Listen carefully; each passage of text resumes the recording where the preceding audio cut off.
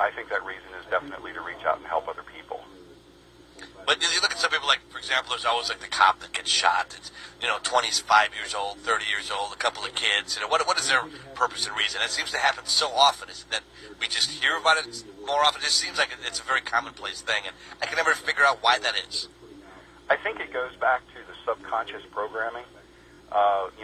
If you believe in an all-powerful being, which we'll call God, and we don't want to, offend anybody. I'm not sure what all your listeners believe. But if we have an all-powerful being and we call that being God, I think that being wants us to have the best in life and wants us to have definitely a full life. But through our subconscious programming, there are things that can happen to us because, in a sense, we're allowing them to happen, and we don't really realize that we're doing that because it's not a conscious thing. And the subconscious mind is not only things that we put in there ourselves. Subconscious mind, when you're born, is something that other people and your surroundings are kind of putting things in the form of energy and frequency and vibration and that kind of thing. So you're getting a lot of pre-programming that not necessarily you put in there.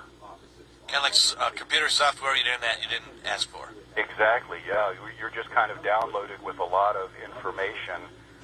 And then as we come to a conscious level, hopefully some type of spiritual awakening, we realize the process, and then we can consciously start putting in what we want and kind of getting rid of some of those things. And I think when you're talking about, the 25-year-old cop who, dies, and you think, well, why? I think it has to do with some of that pre-programming. And then I think it has to do with the fact that there's evil in the world. And when I say evil, I'm talking about people that are putting out very negative energies. And those negative energies affect all of us. Now, do you think those people can choose to go to the light side of the force, Luke? Are they happy being jerks? Well, I used to think, when I was very young, I used to think that everybody would just kind of view the world the way that I did. I guess all of us do that to some extent. And I used to think, well, there aren't really people out there that want to hurt anybody. They're just people that make mistakes, So when something bad would happen, it would just be somebody making a mistake. But then I came to the sudden realization as I started getting a little older. There are people that, they're kind of off on the evil bent, and they don't really have any inclination that they want to change. Well, why is that? Do you think that's just ingrained in them, or do you think that something happened along the way that caused them to be that way?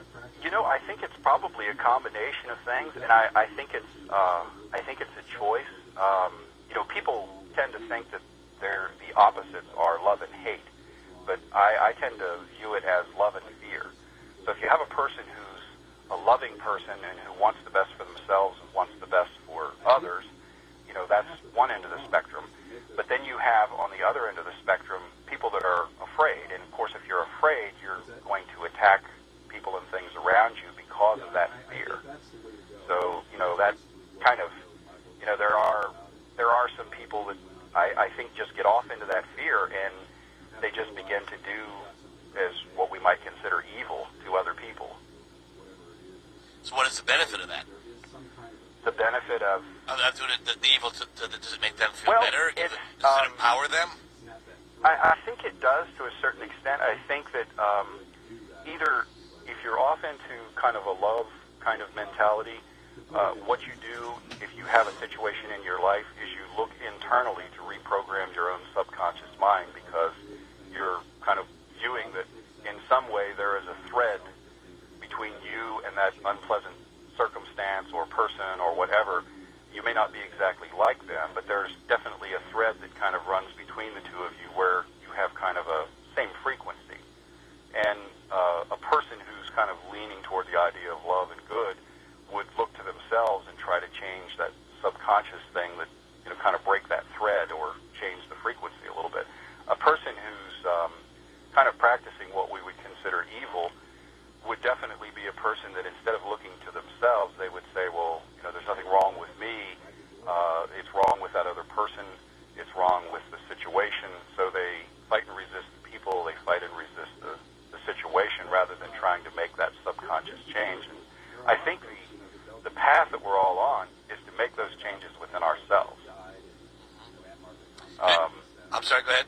What's that? I'm sorry, go ahead. I thought you were finished there. Yeah, I think that's the way to go, and that's basically what my books and things are about. And even when I'm dealing with the supernatural, you have to realize that if you've got something very negative, a spirit or an entity or whatever it is that's bothering you, there is some kind of a thread between you and that particular entity or experience. And if you can snap that thread in the sense of raising your frequency, and the way you do that is basically by working on yourself. You're becoming more positive. To put it in an easy way to understand it, it's like, is the glass half full or half empty?